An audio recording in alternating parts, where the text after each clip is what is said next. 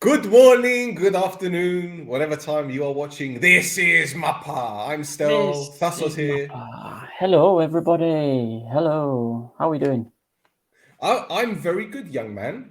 Believe it or not, it's been a bit of a topsy-turvy week. There's something actually I didn't talk to you about off camera. Have you ever heard of the drink Prime? No, no, No. Oh, right. no. So it's an energy drink that's been released end of November, and the two guys behind it are KSI and Logan Paul, two Uh, big YouTubers, yeah, okay. millions of followers. One's a rapper slash boxer. The other one is a influencer slash Yeah, boxer. He's in the WWE. Anyway, they yeah. released this energy drink called Prime, and when it came out in the UK in Asda, people were fighting, literally fighting in the supermarket for this drink, right? And then some people in these little convenience stores managed to get hold of them, and they're selling them for like 24, 25 quid a bottle when they retail for like £3, right? Then this other supermarket called Aldi released it. Again, more fights. It made social media, newspapers, everything. What is the fuss about this drink, whatever? Anyway, so I went to Asda yesterday, and just out of curiosity, I just asked a member of staff. I was doing my shopping, so I said, "What's happening with this drink Prime?" And she rolled her eyes and she goes, "We've had to sell it in the kiosk where they sell cigarettes. They don't store it on the shelves." So can you imagine? This drink is so popular. I mean, it might as well contain a health warning because the amount of sugar that's in it. But for fuck's sake, this is the state of the UK.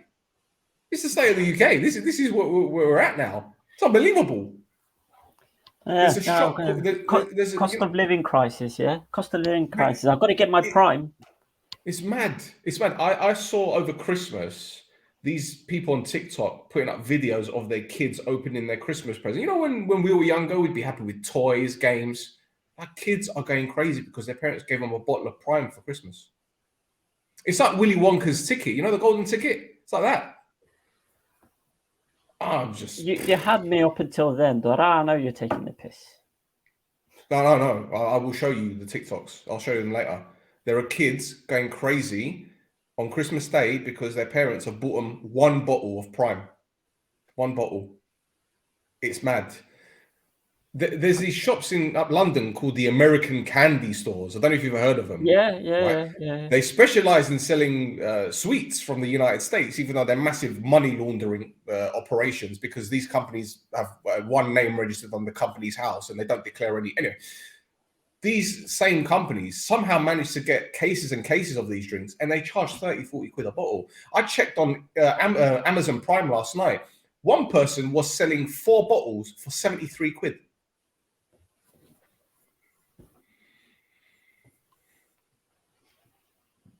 Unfucking real. But nothing can compare with what happens in the Protathlima, especially what's happened this week.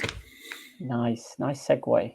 This segue, all for all your segue needs. Lovely. That's my job. That's what I'm good at. Oh, wonderful. Yes, but you're right. Absolute nut job of a few days. Just. Yes, that noise as well. Yes. Yeah. Sorry, yeah, for all those, yeah, for all those listening, yeah. Hurricanes. That's We're yes. not. That's yeah. We're not in Kansas anymore, Toto. Yeah. Brilliant. All right. Well, let's Yeah. start off with the first game being Isle's 2-1 victory over Agridas. And Agridas felt like that they were shafted in the Agridas at full time. Goals scored by, let me just get it. I've got it. I promise. Teixeira. Clemente got it for Agrida, but Jalma scored a penalty in the 94th minute. Tasso, your Yep. thoughts on this game, please? Yeah. As I didn't turn up for the first half hour. It was all like Grida, wasn't it? I mean, you can those people watching on the highlights can see it's just attack after attack after attack, and it's all like Gridas. From watching the game, it looked like the central midfield that IL had could not deal just with the pace and the trickery that IL had in the midfield. Obviously, I then decided to show up after the 30 minutes, and with their second or third chance in the game, fairly standard, fare for a free kick, and Teixeira gets the header in. Fairly straightforward goal. I mean, you can blame defenders, you can for ball watching, you can. It's just fairly standard goal from a free kick. Goal from a free kick, goal from a penalty, winning 2-1, barely scraping through. We were talking about Dyche ball for the last 2 weeks. Looks like they're really going for it with it, aren't they? They're not. They're No, not. they're not. They're not. I don't think they're performing to the capabilities that they can do. At least, kind of up front. This is the Clemente goal. He takes it really well. A really good finish. And not many goalkeepers would be able to reach that, especially kind of with all the bodies in between where the shot's coming from, and the goalkeeper's view. But yeah, it was really deserved from Agridas. They worked really hard to get to get into to first of all to be ahead in the game, and then they went behind, and then to get the equaliser. You'd say Vasco Lopez should be finishing it off in the first place, but in the end they kind of got the goal, and a really good finish. It was, but it goes back to what I say about the ball watching. The guy should not have been able to receive the ball, move it onto his left foot, and get his shot away. It's terrible. It's absolutely terrible. Yeah, there's 4 defenders there that are surrounding him, and there's nobody really kind of getting into him to do anything. But it is what it is. Defending in Cyprus, what you're going to do. And then you'll see as well. I don't know if it got picked up on the highlights there, but there's Agridas fans celebrating that goal. Really, I did not notice. Yeah, there's like 12 people up in one of the stands, and you see them go like proper like screaming and yelling it with the ball going in. But yeah, Muriel kept IL in the game as well with a few really good saves. I showed up back into the game, in the 80-something minute, got 2 or 3 highlights away, and I'm just waiting for this penalty decision to come up just so I can scream and yell about it. But the thing is, they had enough chances to win the game before the penalty.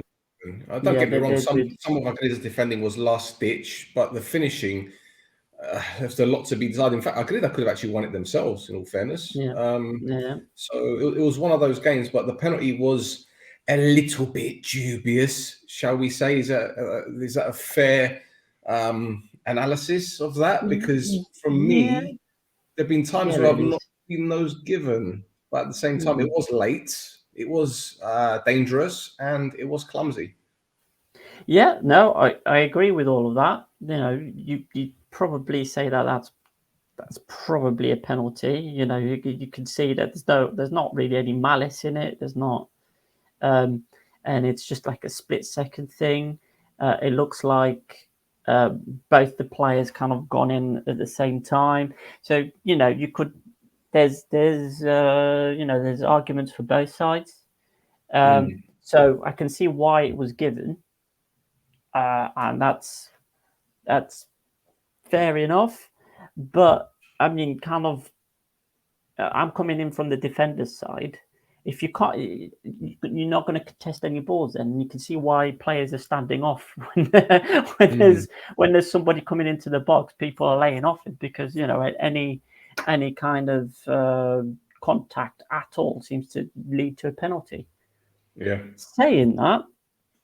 Now we say that any contact would lead to a penalty, but we're going to come up now in like the 95th minute, which is the next one, where Agridas I think have got a solid shout for a penalty as well. So if this one was a penalty, then Agridas's one should have been a penalty as well. Yeah. See this. It think? makes you wonder, doesn't it? No, I think it was. I think, in fact, Yeah. it was practically the same sort of situation. The ball's gone. It's a late challenge. Fair enough. I think the player made a meal out of it. Don't get me wrong. Yeah. But if he doesn't go down, then how can you debate it? Yeah. You know, it's just look. I think there's been a couple penalties that have been given this weekend which were dubious. But should I be surprised that this penalty wasn't given? But the fact is, didn't Agrida come out with a statement as well? Well, yeah, because it's not the first time that that's happened to him. Like it happened, I think, against Aboel with the where the player jumps up with really Dyer for a header, and the ball doesn't even touch his arm, and it's gone to VAR and they've given the penalty. And I think was it last week as well? There was a similar situation as that, and again Agrida again concede a penalty. I can't remember if it was one a couple of weeks ago. It's just decision after decisions that are mounting up against Agridas. So after a while, they've kind of they went on Instagram and just wrote like 5 paragraphs of basically that they're not happy. And they knew kind of like obviously the stature of the team, they were going to have difficulties, but they weren't expecting the difficulties to be with the refereeing decisions, but rather with the skill gap, which is fine. But they've come up to the point now where they've seen all these decisions go against them that maybe shouldn't have gone against them, even when it's gone to VAR. In theory, VAR is supposed to look at these decisions and go, no, not really. But to the point where they're like, they've actually said that they don't want Cypriot referees anymore. That's it. No more Cypriot referees, please. But yeah. Well, the question I have to ask about this is, okay, you don't want Cypriot referees. Let's say you get a Portuguese referee, for example. What's to say that the person in the VAR truck isn't going to be Cypriot? Do you know what I mean? So you can blame the referee on the field because they're the ones that make the decisions. But effectively, when there's something that's happened that they haven't seen or that needs to be corrected, that's when they get given a buzz in their ear to say, right, you need to check this out because we think there's a penalty. Now, would there have been any difference if it was a foreign referee in charge of that game? Because let's get it right, it was a Cypriot referee that went to VAR for both decisions. Yeah. In fact, did the second one even go to VAR? Did this one even go to VAR? No, they didn't. They didn't even check it. They didn't even check it. The referee just said, "No, play on." Right. And I think that was it. There you go. There was something that came from it as well that I saw last night. Now that we're talking about it, So, oh no, different referee, different referee, different match. So I'll bring it up later. But yeah, it's a problem that seems to not be going away. It's an interesting one. Another interesting one. Akos Onodi still hasn't played for Agrida. There we go. Yeah, the clock ticks over to 22 games now. Yeah, and it doesn't look like he's going to get the goalkeeper shirt because Bendreo is actually captain. Yeah. He's captain, and he's not doing a bad job either. No. Especially against Dyer, he produced some pretty good saves against Dyer. So absolutely. Yeah, poor old Akos is not going to go the way of the Jalai Salai peoples, is he? It's not happening for him. Maybe next year. Yeah, maybe next year. Let's see.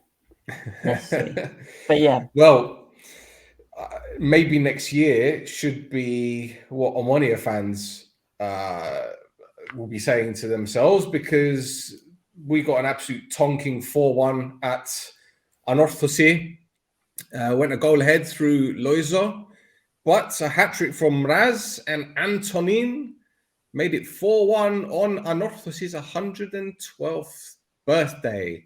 Thassos, over to you, my friend. Yep.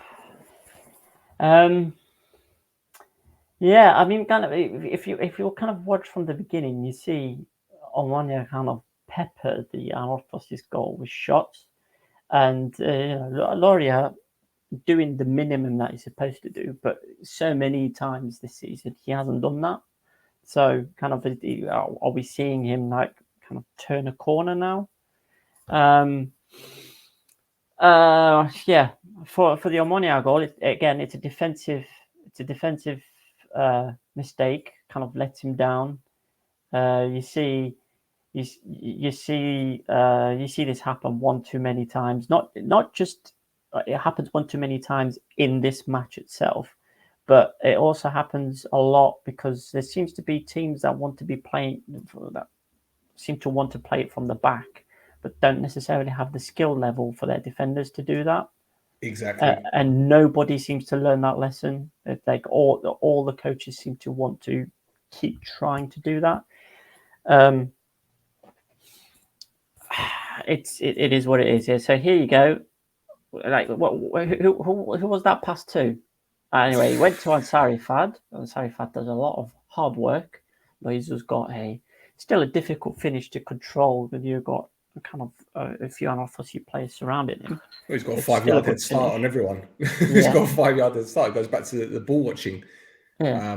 The pressing was very good. The passing was terrible, and Loizo was standing on close to the penalty spot. He's 5 yards away. In fact, the centre back that's supposed to be marking him runs backwards, thinking he's going to get on the line. Yeah, it's just baffling. It really is. Yeah. You'll see this goal happens like 3 or 4 times this match day. But there you go. There's again, Loria had to save one of his defenders from a crap back pass, and then you've got obviously the same thing happening on this end, just a bit further away from the goal. So the players still had a lot of work to do to get to where they needed to go. But I mean, control the ball first. You can see that there's a press situation happening. The Anorthosis equaliser was worse than the goal that they conceded because Omonia had a free kick. It was a free kick. It wasn't, they weren't building from that. They had a free kick, which Kasama played to Gusula, and Adam Lang, who's the centre-back, is making an overlap, which when Omonia lose the ball, there's no centre-back there. And Mraz has an easy finish. The second goal, which we've just seen, again, more defensive frailties. You've got the man on the near post who doesn't run out quick enough, playing him on side.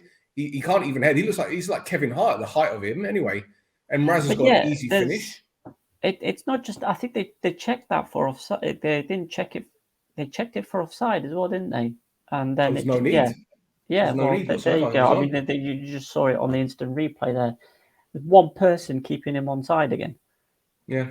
Yeah, at least it's not Lesiak this time, but no. But the same thing happened for the third goal with Lang playing the striker on side. Yeah. It was just a calamity. And the thing is, when you see a team play that bad, okay, the writing is on the wall for the head coach. And the moment that full-time whistle blew, I knew that it was only a matter of time before put your goddamn arm down. Yeah. For God's sake, put your goddamn arm down. No way that was offside. But I don't want to talk too much about Omonia here. I think we need to give Anorthosis their props because I think they were very physical. They moved the ball very well, and credit to them for finding this Mraz player. I'd never heard of him before he joined them, but he had a great chance last week against Doxa, and if it weren't for a last-ditch challenge, he'd have scored the winner. But clearly, he's got the quality and the type of goals that he scored. We're talking about predators here. We're not talking about strikers that make goals for themselves, like this one, Antonin's one, where he's flicked it over the defender and he's got the rebound. So they've got two strikers, one that can create goals for themselves and one that is fully capable of sticking the ball in the back of the net with half a chance. It's looking very, very good for Anorthosis at the moment. Yeah. I mean, they invested in their strike force. Yep. It's... I'm gonna stop throwing people under the bus.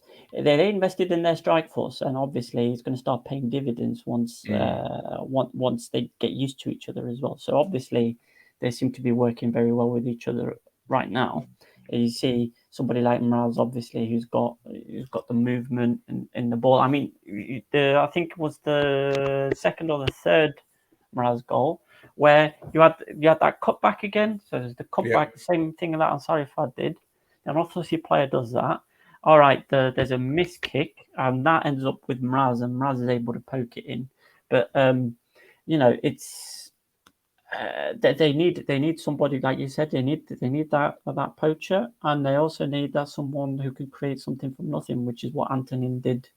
Yeah. Regardless of if you think he did that that bit of skill or purpose or not. He meant it. He had the tenacity. He had the tenacity to follow it through and kind of ram the ball home, even if it didn't want to go in. So, yeah, but all three of those goals, you could tell the defense the Omonia defense had just packed it in, like writing on the wall, everything, all that business. They kind of just, especially for that third goal. They just let Antonin do his own thing, and then Fabiano was the only one who was trying. It wasn't a great performance, was it? No, and the frustrating thing about it is when it's 44 minutes and you're a goal up, your team talk is set, but then you can see the goal right on halftime, and it completely changes not only the team talk, but the team dynamic. But again, I don't want to talk too much about the performance itself, but Ferreira went, they let him go on Monday. The rumors of his sacking were out on Saturday. The guy was in Athens on a mini break, and then all the papers were saying that he's going to be sacked within 48 hours. Lo and behold, they were right.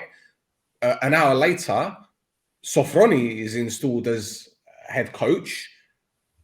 We're going to go into the Garmiodosa game later on, but in terms of the appointment, I know I did a pod on No Choftes about the news and everything, but what are your thoughts on this appointment? On Sofroni, yeah.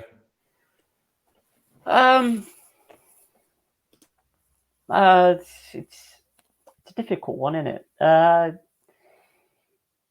It looks like it's a stopgap. I think it's something that you mentioned previously as well. Is they're talking about bringing in the technical director, whether that's at the end of the season or they're looking at bringing somebody in the meantime, and getting them up to scratch, and then obviously they can then make whatever decisions they need to make in the summer. Hopefully, do it quickly, so that way you don't end up with the absolute mess of a season they're having at the moment. But if that's the case, and it looks like that's the case, then Sofron is only going to be there till May, isn't he? So, and that seems to reflect in the contract they've given him as well. I think it's only short term until the end of the season, isn't it? Mate, your guess is as good as mine, because I haven't even read the statement. I did read the original statement, and it didn't mention anything about a contract. They just said, well, he's here, and this is what he's done before. Yeah. He took the training session yesterday for the Aris game, which is on Friday. But in terms of his longevity at the club, anyone's guess. It's anyone's guess right now, because, as I keep saying, the club, this is the fourth head coach in a matter of 12 months. So I think gone is the idea that there's going to be a manager here long term. Yeah. That idea is gone. And I think it's a shame, because while a lot of clubs in Cyprus are practically doing the same thing, if a manager comes in, he does well for the first few months, they keep him, and then after a string of bad results, they don't give him the opportunity to change things around. As we've seen with a number of coaches that have come and gone this season. In fact, the only one that I can really say, well, apart from Milojevic at Boel, I think Oltra is the only one that's genuinely safe. And that's probably because they're top of the league. Bursa, because he's working wonders, which we're going to go into again in just a bit. So I don't know. The whole thing stinks for me. Again, I've got no problem with Sofroni taking the job. I've got nothing against the guy. But again, it goes down to the higher ups, and I don't want to talk about that, because again, that's what but yeah, it's the thing is, if you look at Ferrara's record as well, it's not. I mean, he posted about it on social media earlier on today, where he was like, "Yeah, I got 25 points out of 33, and I was a god." And then, you only get 1 in 9, and all of a sudden you're out the door. Yeah. Which he's right. He's right to a certain degree. He wasn't really given the chance to correct what had gone on, but it was fighting an uphill battle because he was appointed, and half the fan base was going, "Who the fuck is this guy?" Yeah.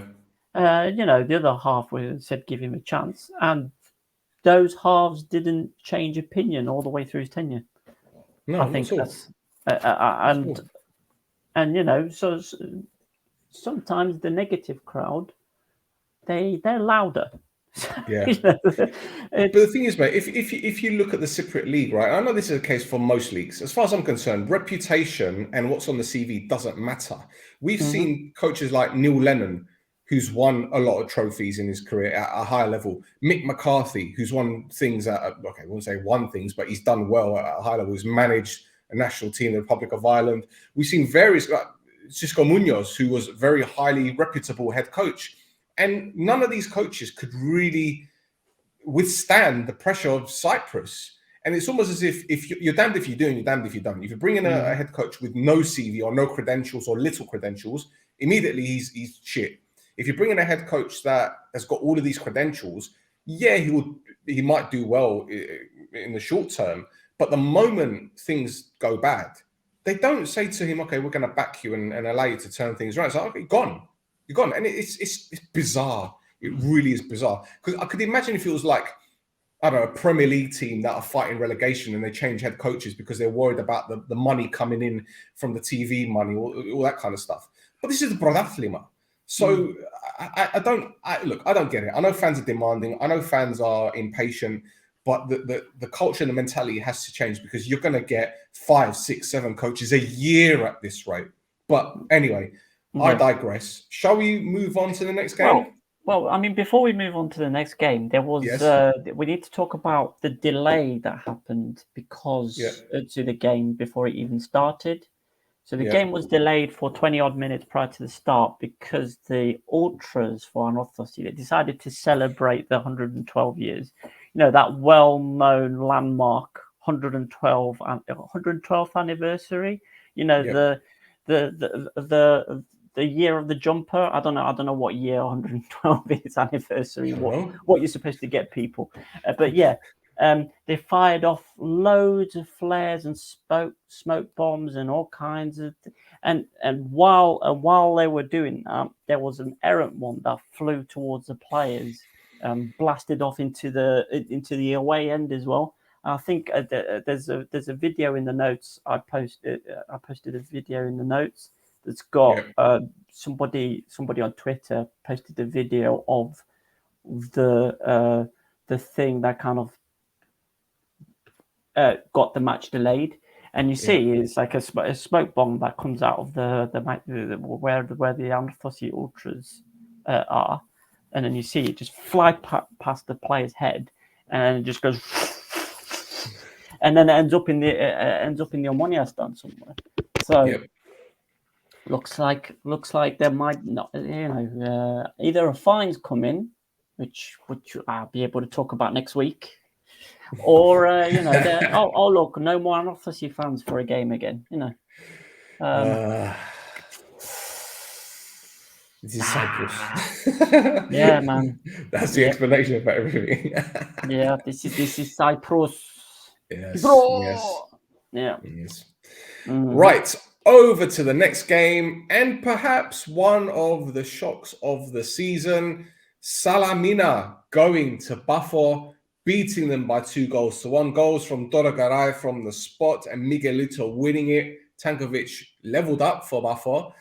On Bruno's debut, Thassos, we kept saying when Bafo go a goal up, they usually win the game. When they go a goal down, though, we've never seen them win. In fact, I can't remember the last time they went a goal down and lost the game. So this is the first time, but they don't win games when they go a goal down. And yes, this was a perfect example. Yeah, yep, exactly. I mean, concede a penalty in the 6th minute, it's going to be an uphill battle all the way, isn't it? And that's what ended up being the case. Dorega can't stop scoring. since you had a word about him, he can't stop scoring. All right, two of them have been penalties, but he's having a good time of it at the moment, isn't he? I was more impressed with his boxing skills at the corner flag, but what Oh impressed yeah, me with the even more, celebration, yeah. what impressed me even more, for anyone that wants to rewind and look at the goal celebration from the fans, there's someone with a massive pink umbrella in the stands. Incredible. Lovely. Must got it from Lovely. Jumbo. This podcast is not sponsored by Jumbo. No, it's not. If Yeah. you want to, though, we're here. Yeah. We'll take your money. I'm all for Jumbo money. But yeah, Hestad proving himself to be a pain in the arse for any defense again. He hit the bar there, very, very good shot, and he was unlucky to not get the goal. Couple of great passes to set other players up, missed kicks from other players and stuff like that. Gyro had a very quiet game, don't you think? He was full of endeavor and running around, but he didn't really have that much. He didn't have that many chances to do anything kind of anything really. He was a bit quiet, I think, for what he's done for the rest of the season. He was, but I think we need to give Salamina's defense credit there. And Niko Datkovic did very, very well to outmuscle him, because I think that's the thing with Zairo. You either have to be quicker than him or stronger than him, and Datkovic was definitely stronger than him.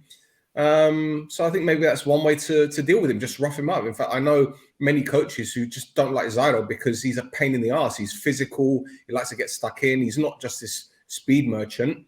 And he does like to bulldoze his way through, but the defenders weren't having it, and I think they defended very well. So Bussabul is in full effect. But here's the winner from Miguelito, my friend. Yeah, and what I must say, look how slow this ball rolls.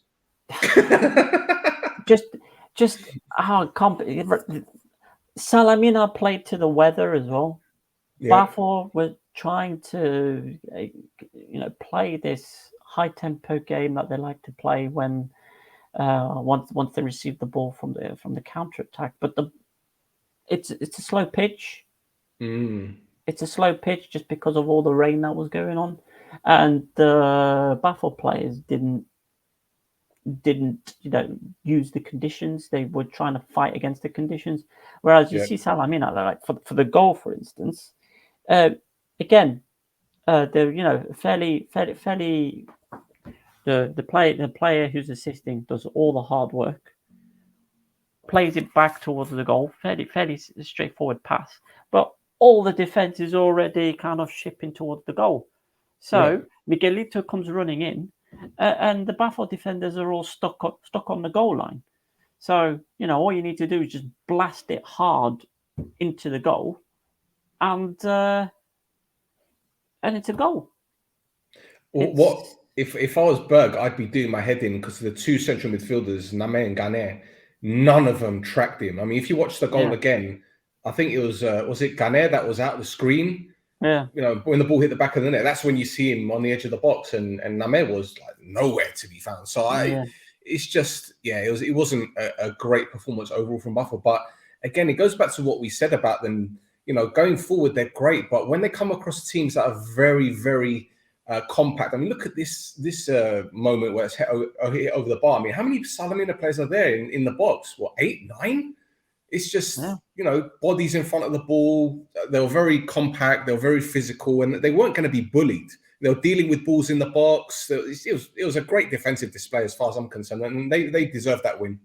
Yeah, no, they deserved it. I mean, Bafor obviously had more chances, but the drive of these players to make sure that they got all 3 points is fantastic. They proper old school, like defending, proper old school attacking, which you needed, because the weather was absolutely shocking during that game. Yeah, it needed to be old school, because if you tried any fancy shit, it was just gonna you're just going to end up skying it or bobbing it, bobbling all over the place. So it just made sense to just go back to old school. Yeah. Yeah. Well, that's six draws for Buffalo this season. 2 draws in their last 5 games, and if they don't win the title, I'm guessing they will point to those draws rather than the defeats more than anything. It's 3 defeats, and okay, the loss against Upwell, you can say right that it was terrible defending for both the goals. Again, both the goals that they conceded, in fact, the second goal was tragic defending. But I still believe it's the draws that are going to affect them more than anything come the end of the season, because there have been games that they should have been putting away and they haven't done it. So I'm not sure. I'm not sure what to say about Buffalo and their title ambitions anymore. It seems that 1 minute I'm thinking that they can mount a title charge, but then they get results like this and performances defensively like this, especially getting hit on the counter-attack. They shouldn't have been hit on the counter-attack, not with the pace that they have. You know what I mean? Yeah. No, you're completely right. It's just, we spoke about this, I think, in December. They went on a run of like 3 games without winning, and we spoke about, we said, you said a couple of times it was just one of those days. Those are those days that are going to do you in. Like if we say this was one of those days as well. If you keep having one of those days, you're having one of those seasons. It's. You're right, but the thing is, when you look at the teams above them, Ajax and Upwell, right now, they're okay. Fair enough. I know Upwell lost last week against Ajax, but they win more than they lose. That's why they're second place at the moment. That's why they're still in the hunt for the title. And when you look above you after having a loss like that, and you see the teams are still winning, it's soul destroying. I'm not saying that Buffalo are throwing it in, no stretch of the imagination, because obviously we still got the playoffs. Teams play each other twice. There's going to be 30 points to play for? No, 30 points to play for in the playoffs? Right. 10 games? Yeah, 10 games. So, yeah. Yeah. So there's still plenty of time. That being said, when you're 8 points off top with 3 or 4 games left in the normal season, if you end up 8 or 9 points behind going into the playoffs, it makes things even more difficult. So, the next 4 games are imperative. And they got IL today. I mean, it's Wednesday now, isn't it? So when people are watching this, the game might have kicked off. I don't know, but they've got IL, who aren't going to be an easy team, especially if they defend the way that they have done in previous weeks. If Buffalo can't break down Salamina, then, IL are no mugs defensively. You're talking about one of the best teams defensively in the league. Yep. So now I say this, they'll probably win 5-0. Right. Well, they've got to get past. So once they get past the defense, they also have to get past Muriel as well. Don't forget that. Yes. Okay. Well, on to the next game, and we're going to discuss Upwell's 3-1 victory over Apollon. They came back from a goal behind. Bitar giving Apollon the lead, but 3 second-half goals, one from Kvilitaya, one from Indongala, big game player here, and Ben, his first goal for the club, which was an absolute screamer. But Thasso, this game, little bit of controversy, because Bitar had a goal disallowed later. And I'm going to let that go over to you, because I'm probably going to get absolutely pounded by Upwell fans if I give my opinion on this. Yeah. So I'm gonna be a pussy this time. I'm sorry. I'm sparing my life for yours. It's fine. I can be. I'll be the one that gets the kick in. So yeah, Upwell needed to recover after the defeat against Ajax, and it started so badly again. Like literally 2 minutes, and they concede the goal again. Absolute defensive shambles. Bitar scores. So this is the disallowed goal. Yeah. So I don't think that's offside. Okay. It's a bit weird where they've drawn the line on Bitar, if you ask me. But what are you going to do? I don't think Bitar's offside. But Ben, oh God, that miss from Ben as well. it's a great pass. Dongala showed up at this game. Fantastic pass. Ben's free. He should be scoring there, and he messed it up. What are you going to do? I'll tell you what, Milojevic played the blinder because I think he made a double substitution on the half-hour mark because he saw things weren't going well, and he just threw on a couple of players and he said, "Fuck it, let's go for it." And I'll tell you what, second half, there was a big mistake from Ahtimada to concede the penalty. I don't know what he was doing, booting Makeda. How he was even appealing and saying I didn't touch him was absolutely ludicrous as far as I'm concerned. He's booted the guy. He's damn near taking his kneecap off. How can you complain? But Kvilidaya scores, and then from then on, there's only going to be one winner. And I'll tell you what, mate, before we talk about Kvilidaya, because I know you want to talk about this, lad, Ndongala's goal, right? Yeah.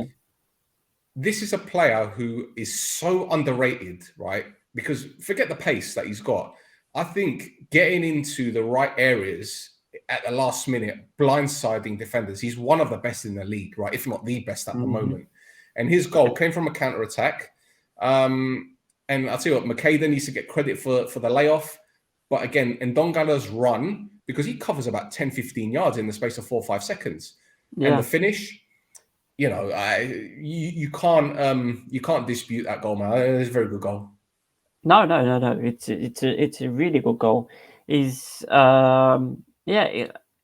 has been a bit quiet as well for kind of the intelligence and skill and the speed he has. He has been a bit quiet this season.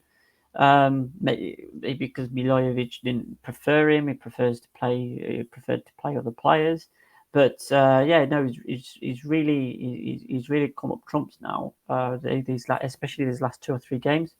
It came from that mistake in the middle of the park, though. Those two central midfielders, I don't know what they were doing. But again, the cutback. It's another cutback. Makeda's done very well to lay it off. Dongala's done very well to come and meet it. But there's no. You see the Bolon defenders as well. They're just static with the cutback. But look at where Ndongala is now. I mean, look, Makeda's played a blinder there because he knows that if that cutback didn't have to be precise in terms of the weight on the ball, but he knew put it in the right area, and this guy's gonna be there. This is just experience. Hold on. Oh, you do not save those. You don't save those. Ben, you don't like Ben. You don't. You do not save those, my friend. The view from behind is even better, though. The view from behind the player. Look at this. Look, bend it like Ben, mate. Bend it like Ben.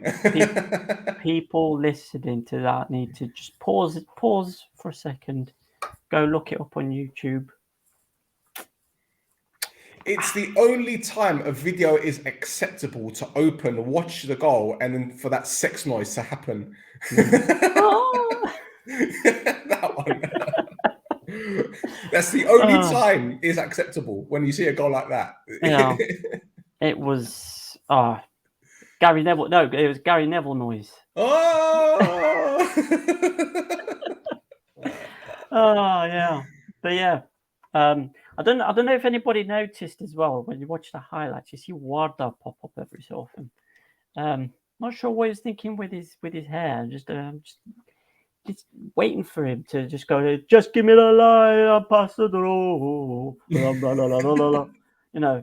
Sean Paul from 2005. Amir Vada and me come to Cyprus to play the football. Be the big man. Big man thing. Oh man, this is things you see when you need to pay attention, man. Buffalo Soldier. Amir Vada smoking a spliff. He might have been the way that he played, for fuck's sake, honestly. Yeah, he was really quiet, wasn't he? He like didn't show up at all to the game. No one really mentions how red his eyes can be at times. Now you know why, allegedly. Yeah. We are not a news podcast. Just no. This isn't a football podcast. It's a podcast about football. Yeah. No cease and desist, please. Thank you. I don't think they give a shit. Let's get it right. But anyway, go back to more serious things. So I'll just talk about a couple of players during that game. Kvirdaya got a goal. All right, it was a penalty, but he got a goal, so now he's on 3. So he's moving on up with stuff. He went off injured with a lower back problem, I think. But now he's got an injury. I think he just needs a break just to wipe the slate clean. So I think he just needs to use this break that he's got to kind of get himself right again, because he's there. He's got the skill, he's got the work rate, he's got everything there, and we know he's good at finishing. It's just that for some reason it's just not been happening. It's just, and it really, it's not like he hasn't had the chances. He's had lots and lots and plenty of chances,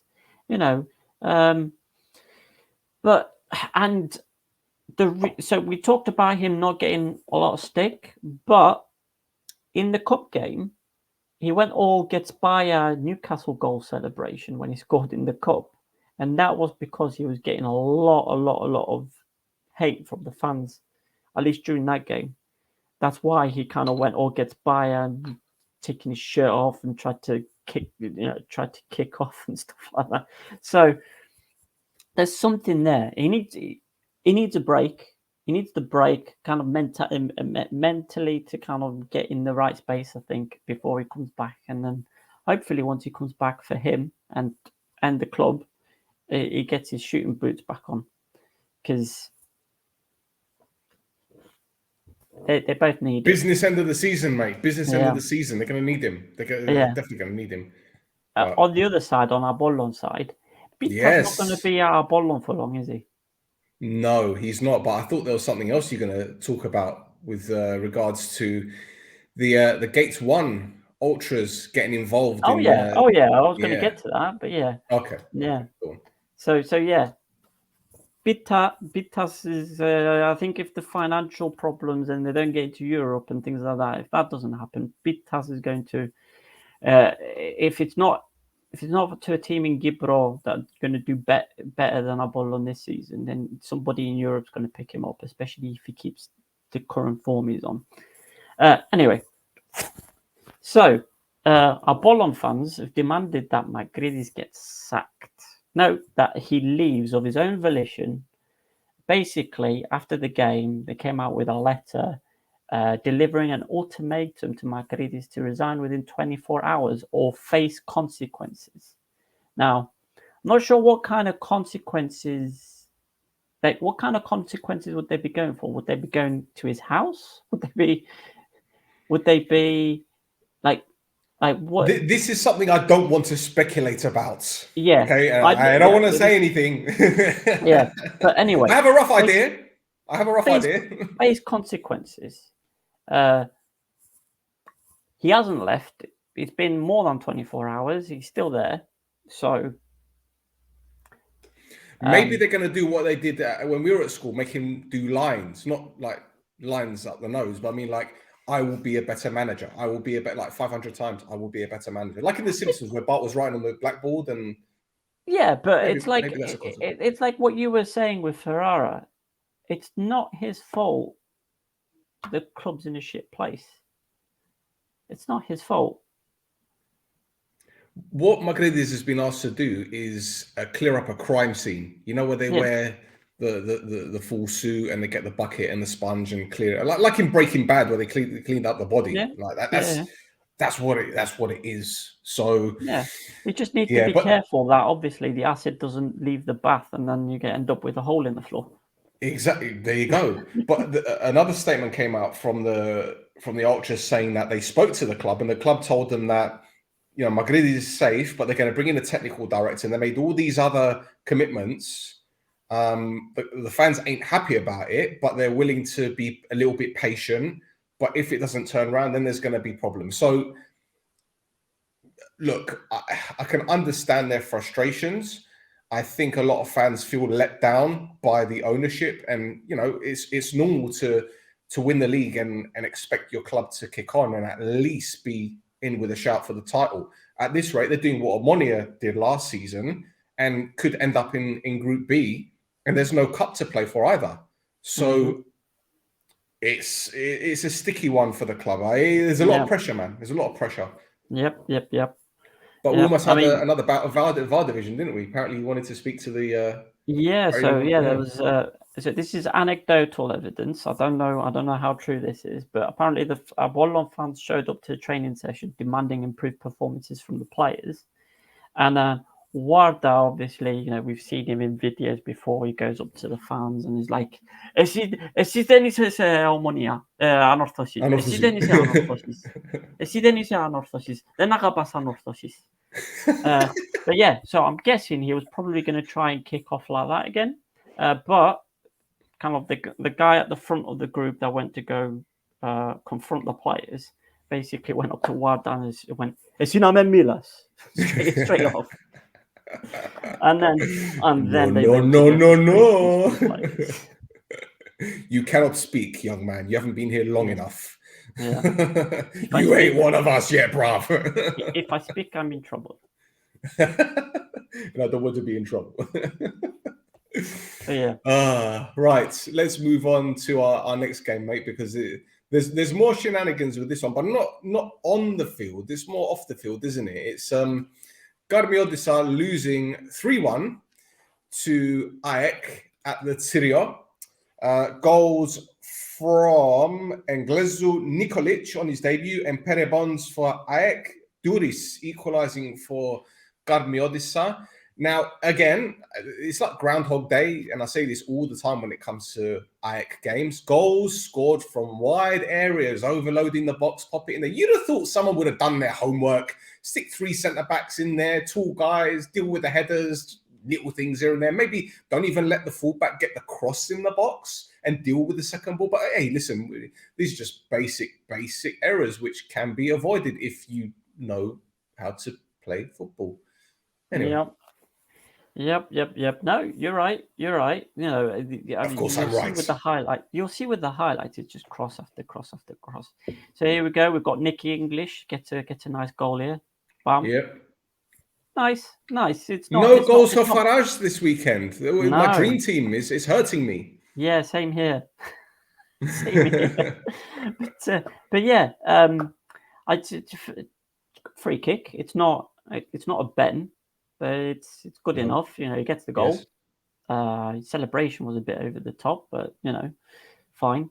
And yeah, they kept I kept attacking the goal. They kept having shots, kept getting crosses in, and then out of nowhere, Garmiodisa have one shot. Piric balls it up, and Juris is able to. I mean, it's a fairly simple finish for him, but he decides to absolutely stunk it. Like he proper wanted that goal, didn't he? The ball hit the back of the net, but then it hit the advertising board. It made this clacking noise. I was like, that's brilliant. Oh my God, that's so satisfying. Satisfying. So you can safely say that Piric parried the ball. The ball was really hot, kind of like piri chicken, like really hot. Nice. What do you make of this goal from Nikolic then? Because he was just trying to stop the ball from being cleared, and it kind of deflected off his foot and went in. Pretty much. I mean, that's what I had in my notes. Like, he didn't know much about it. He was just trying to block the clearance, wasn't he? And then he was going out for a throw. Yeah, he was going out for a throw, and he's just. And he had the audacity to celebrate as well. The cheek of it. Well, it's a debut goal. I mean, I'd be. Any way they go in, shame on you. Shame on you, mate. But so somebody with his caliber, he should have just apologized and gone back to the center circle. Yeah. But yeah, there you go. It's 1 game, 1 goal. So he's carrying on with his goal scoring form that he's had with other teams. AEK went up 2-1, and then Garmiodisa kind of started to work again, trying to get back into the game, and then defensive frailties again. First person to meet the ball once it cans off the post. It's the only one who's actually paying attention. like everybody else just sits there and watches the ball as it bounces. Yeah. Peripon's fairly straightforward finish. But yeah, there's not Good save from Piric at the end. Yeah, Some yeah. keep He at the decided to help the cause out for once. But yeah, Piric didn't have a great game, but you know, you don't have the great game against Cadmer's side. You want to have your good games, you know, in Europe and against your Arboes and your and them lot. And Cadmer's side, you can maybe mess around a little bit because you know a team like Ajax have got the forward line that'll probably get you out of the pickle, like they did. Yep. Like they did. But yeah. They say don't use up too much of your luck though, and I think those two of those goals at least were very fortuitous as far as I'm concerned. But sometimes you can say when you're getting that luck, maybe that's a sign for you to go on to win the title. I'm not saying that they are going to go on to win the title because I still think it's too early. They're clearly in with a shout, but when you're getting goals like that, and with Romo leaving, they got a striker who's just come in and it gets a goal on his debut just by charging the ball down. I mean, you know, Lady Luck is on your side, mate. Yeah, but I mean, with that Nikolic goal, there's other strikers that wouldn't have charged the ball down. They would just let the defender clear it. Are you suggesting you make your own luck? Well, possibly. Yeah, the strike. He's very experienced. I spoke about it last week. The amount of goals he scored at the places he scored them as well. So he's a very experienced player. So he's got it in his head. I'm going to charge this ball down, and then whatever happens, happens. It goes in. Great, I got a goal. Yeah. So we mentioned Sovroni leaving Gadmiodissa, and they've got a new head coach, but they also have a sporting director, Kertsakov. Is that right? No, right. Okay, No? so here it is, right? So Dobrasinovic, that's right, head coach. So they announced that he took training yesterday, right? But they announced him as assistant head coach. Because your guy whose surname I keep forgetting, I can't remember how to pronounce. He's the head coach. Who? Kertsakov. Kertsakov is the head coach. Right. Okay. It's just been He got. They announced him with like a weird thing on Twitter. It's like it was like a kid watching a TV screen. I was just showing highlights of him scoring goals, and then bits and pieces of other stuff. And then at the end of it, it just got him like today going, "Hello, I am ready." Like I don't know. I don't know what this signing announcement thing is of like the player going like, "I am ready." Like, I don't know. Great. If you're not ready, fuck off. You know. Shall I tell you what impressed me most about the recent unveiling? The fact that they got a tangerine Land Rover, right? And they got the balloons. Have you seen this one? Are you ready? I've not seen this one. Look at that. Oh my God, no, I did not see that. Yes. Come on now. The balloons, the car. I mean, there's a guy. God. Is he holding a cake, the guy on the left? I don't know. There's a passerby in an orange jacket that clearly doesn't know what's going on. Yeah. That is a cake. That is a cake. That's a dufta. Lovely. Yeah. And you know that woman that's walking past doesn't know what's going on. She's going like, "What the hell are our boys doing here?" Well, she's wearing an orange jacket, so massive coincidence. But if I'm not mistaken, if you look across the road, not Sabianco Properties, to the left-hand side, you know that building with the glass, obviously with the glass windows at the top, right?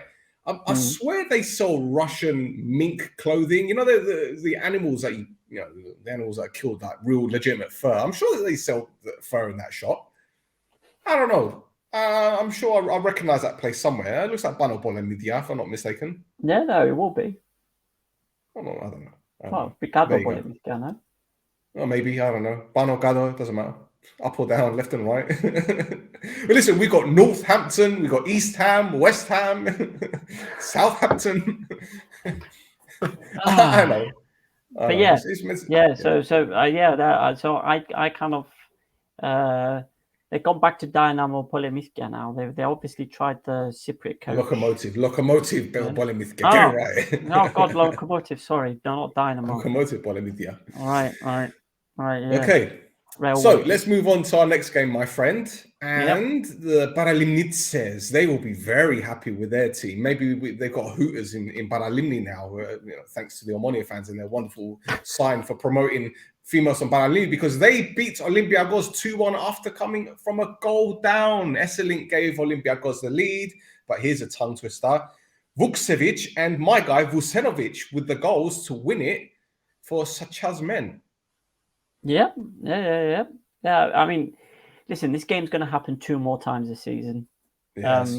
And whoever doesn't get the results from these kinds of games they're the ones going to go down. So Olympiacos losing this game is not going to do them well for the rest of the season. This is if you don't win, don't lose. There's a few chances that I mean Paralimni deserve the win. You see them, they're attacking, constantly attacking. You see Olympiacos take a couple of shots. The first one there, and Esselink scores with the header. Fairly, again, free kick routines. They're not that complicated in Cyprus. Reasons why simple is best sometimes. You just need somebody who's good at headering the ball, like Esselink is. He got the goal. But yeah, kind of when we'll get around to it. But that equaliser, Mal is going to be very disappointed with himself. I think kind of just stands there, just watches the ball kind of trickle past his legs. It's not a good look. And maybe you could argue, he sees it late, but not great. Another note as well as I made is that Sachaz keeps persisting with Rusha up front. All right, there you go. There's the equaliser. So you see the kind of like I don't know what Mal is reacting about there. He should be getting down. You should be getting down to that. Should be stopping that shot. If I'd seen this, like I'd seen the goal he let in against Nasser Lamina, I would have been laughing again.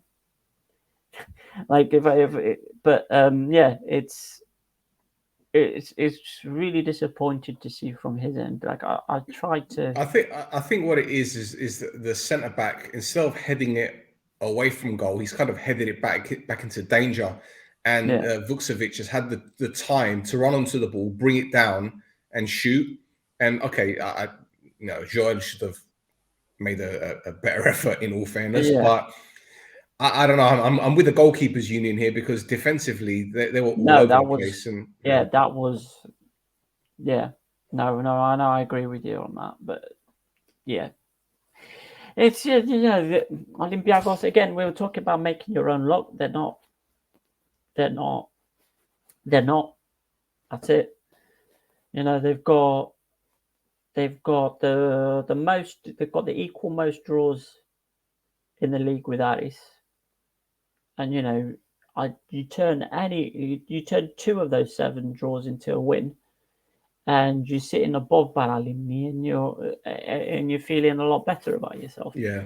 But the thing is that they're needing half chances. They don't have a predator in the box, and they seem to be very threatening from set plays, which is a good weapon to have. But again, a lot of time when you've got players who are good on the ball in and around the penalty area, you need someone inside that can finish off the chances. And when you look at the balls in the box that they play, there's no one in there. It's tragic, in all fairness, the way that they concede goals. But even this winner from Vucenovic, I mean, it's a great header. Don't get me wrong. It was Van Persie's header for the Netherlands. and obviously my guy's fuming because he didn't want to be on the bench. Yeah. But again, like, you've got to prevent those crosses, and you've got to deal with those balls in the box. It's not rocket science. And look, if you look at the bottom, there's a guy, one of the subs. He's standing there. In fact, I didn't say this. It was for the first goal. One of the subs who was standing on the touchline was watching his Baralimni play. He kind of like shrugged his shoulders when the ball went in the boxes to say, "What's going on here?" But then they scored, and he started celebrating like a madman. But again, this is a goal that should have been prevented. And I'm sure that the head coach will be very, very pissed off with the way that they conceded the winner. It's unacceptable as far as I'm concerned. Yeah. I mean, defensive solid. They need to be defensively solid. If you're not going to score goals, then you at least need to stop them from going in. And they're not doing that. They're shipping them. If you're not scoring and you're conceding, it's a recipe for disaster, isn't it? Yeah. You sink like a stone. And when you've got teams like Agridas that maybe aren't getting the results that they need but are performing, and you've got Baralimni as well who are the same, and you've got then you're just stuck with Olympiacos and Doxa. Yeah. And Doxa have got the players to not be in the situation they're in. To Olympiacos. Absolutely, I agree. And Sadiq hasn't been scoring for Doxa, and I think it's time that he starts getting on the score sheet. And when he does, I think they'll be pretty safe. But let's move on to the final game, and a game where a defender, centre back, goes from hero to villain. Aris beats Doxa by 2-1. Karamanolis got on the score sheet for Doxa after Aris absolutely peppered them for the first 8 minutes. And then Kokorin equalised from a penalty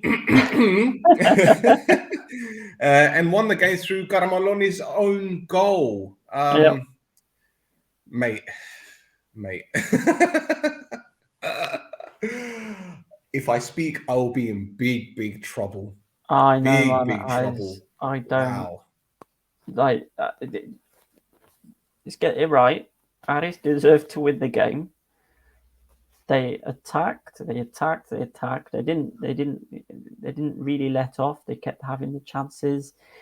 Sometimes it was like some bad misses where you'd expect a better finish. Sometimes obviously goalkeeper buzzing from one save to the other, gets his confidence up, starts performing even better as it goes on and on and on. Makes things a bit more difficult. But yeah, Doxa barely had any chances, and then they get this set piece, and again, defenders not reacting to the ball coming back out. So Garamanolis, and I think he has two. It's him who actually takes the first shot, and that hits the post, and then he gets the second bite of the cherry, and you just see all the Aris players are just stood around, like static, like actual statues, like they don't move. The only one that moves is Garamanolis to get to go meet the ball again. It's a FIFA glitch goal, isn't it? Yeah. it's a FIFA glitch goal. I mean, oh, mate. It's yeah, but anyway, as with every game that Aris play, keep attacking, keep peppering that goal with shots, keep getting chances, left, right, centre, shoot, pass, try to do something. What's Doxa keeper's name? Shishkovsky. He turned up for a game for once. Seemed very up for the game. But yeah, I seem to have this thing where they need a lot of chances. They don't seem to score as many as they should with the amount of chances that they have. Now this is not a penalty. I don't care who you are. what you're doing, what your job is, what your eyesight's like, that's not a penalty, right? And the thing is, right, I'm getting the bloody Twitter out now. I'm getting the bloody Twitter out now because I lost it with this bloody thing. Like, it's not a penalty. And then the VAR checks came out last night, and they decide to publish the check in English as well, but the English is really bad, crappy English, and yeah, they kind of reviewed it, and then they said that the consideration for VAR intervention is the player takes a risk to put his arm in the position to be penalised if the hand being hit by the ball. Ignore the grammar for now. Hand/arm in unnatural position, and ball clearly hits the hand. Now, Clearly. Ball clearly hits the hand. No. See, this is getting stupid now. This is getting stupid because.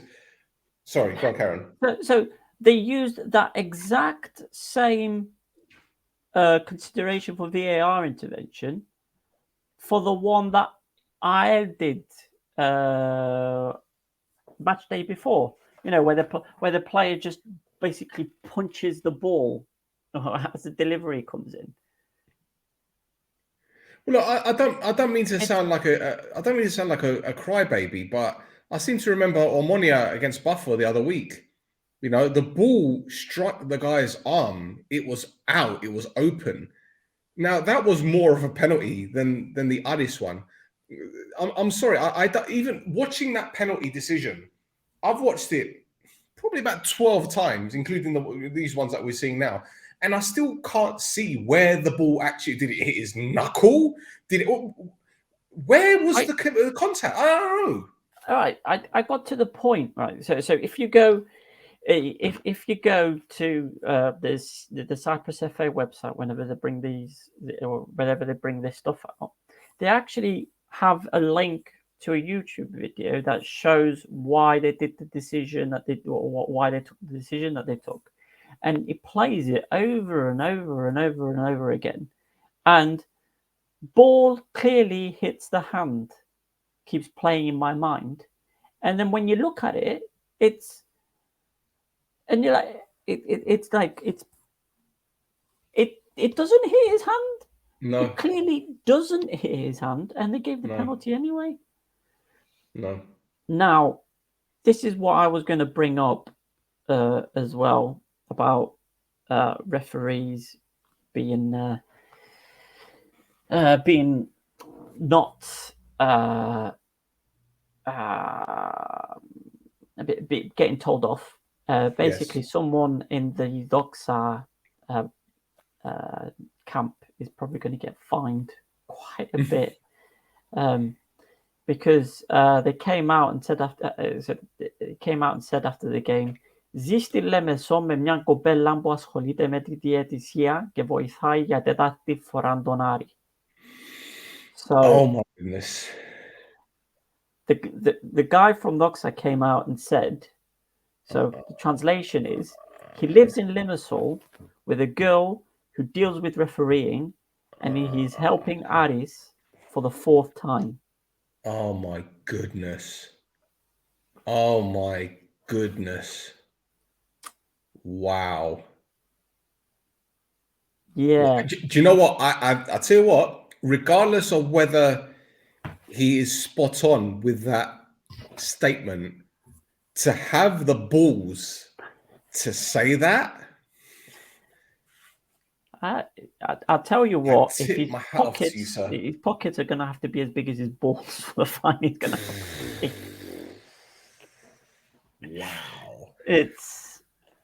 Wow. Wow. But I mean, look how pissed off we are, and we've got nothing to do with Doxas. Wow.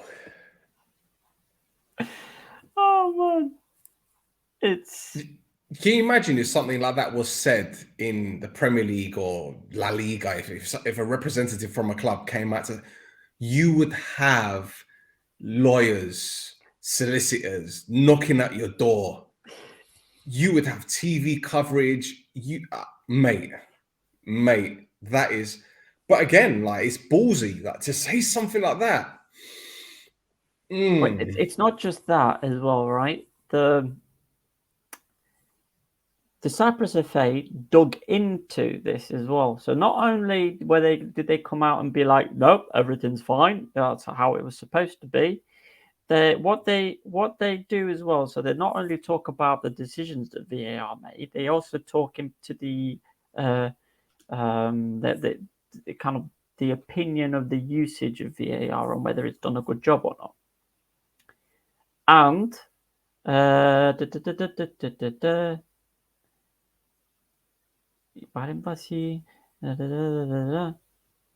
yeah, so basically they say whether there's been any mistakes that have been made. VAR has been absolutely perfect, no problem. Well, look, the technology is fine. It's just the people using it.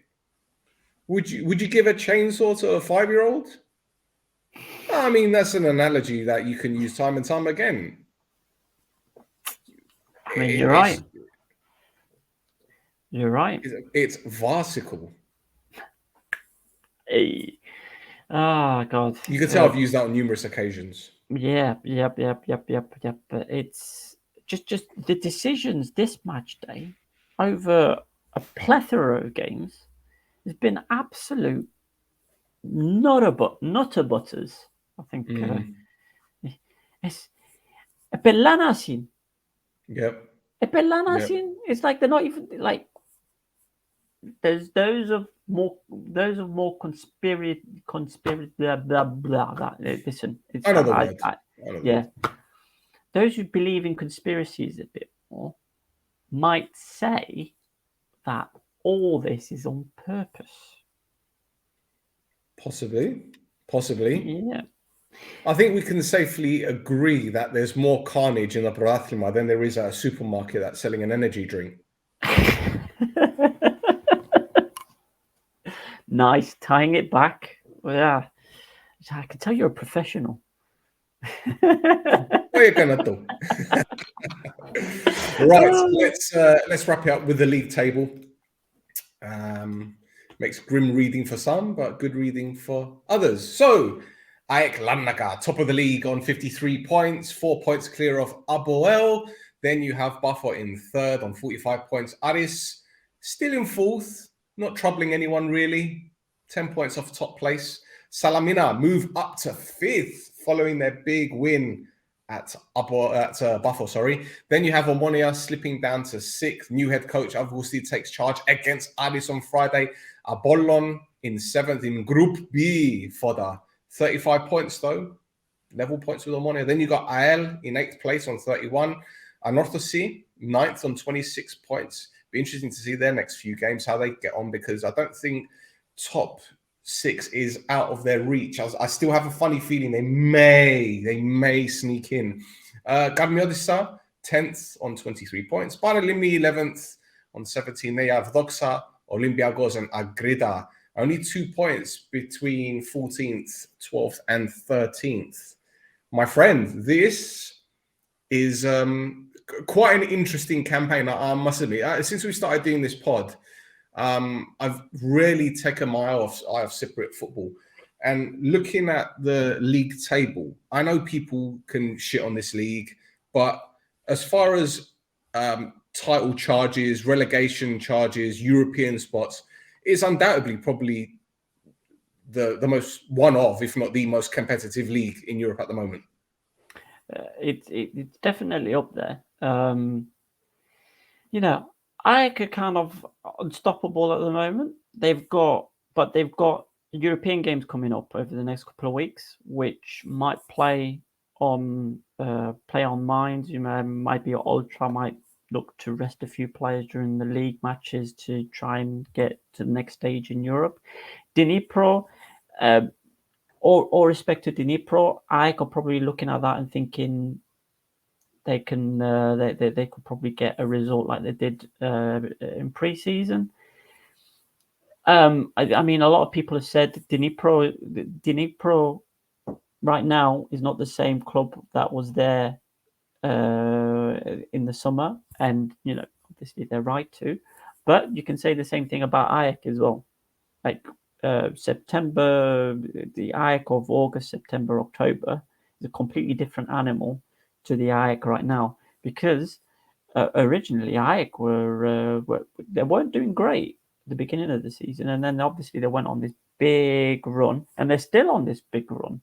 I think what was it now? 15 games that they haven't lost.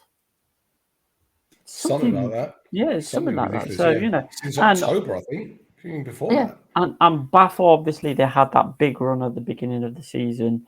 All right, it's slipping away from them a little bit now, but you'd think that now that Bruno's had a few more training sessions, getting to know the players a bit more, you'd see him kind of pick up a little bit. You should, in theory, see Bath conceding less as well. Now that obviously they've got this Kurcic in goal, and Arboel have got. They've improved their strike force, which they needed to. They're attacking third. They've got Ben. They've got Makeda. They've got all three of those teams have improved their squads quite well, I think, over the winter break. And then obviously you've got Aris. They're only 2 points behind Bafo, so there's still if there's only going to be 3 European places. Because, say, somebody like Anorthosis or somebody wins the cup, there's only going to be 3 European places. Then Aris are still in with a chance to get that 3rd place. Yep.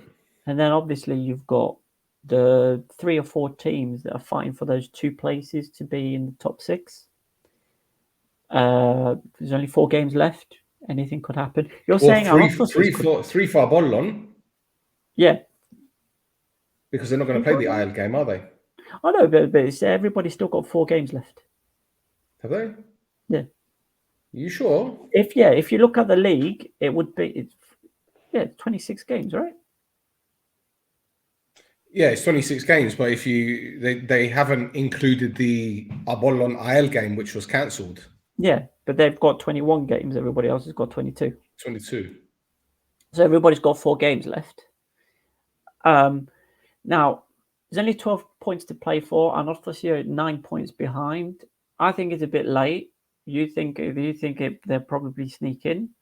I'll tell you what, if they do, they've saved us. I think they've saved the season. If they manage to get top 6 from where they were, like 2 months ago, it's a fantastic job. Well, it's 9 points, isn't it? Yeah, it's 9 points. There's 12 to play for. There's a 9. It's not mathematically impossible. I know people can say it's unlikely and I'm on drugs, but nothing surprises me with this league. It doesn't. Nothing surprises me. It wouldn't surprise me if Omonia lost every game between now and the end of the season. It wouldn't surprise me. It wouldn't. It wouldn't surprise me if Apollon lost every game from now to the end of the season. It wouldn't surprise me, bro. Honestly, it wouldn't. It wouldn't. I'll tell you what. We'll look out for the VAR decisions for Anorthosis over the next 3-4 games. See if there are any more conspiracies to look into. Well, have you seen who they've got next? They've got Salamina. Mm-hmm. They've got Bafo and AL. Oh, and Aris. Now, okay, people are going to say, "Oh, Bafo and Aris," but look, if you win your next 2 games, if they beat Salamina, then they need to play Bafo. So beating Salamina isn't unlikely. We know Salamina are a good team.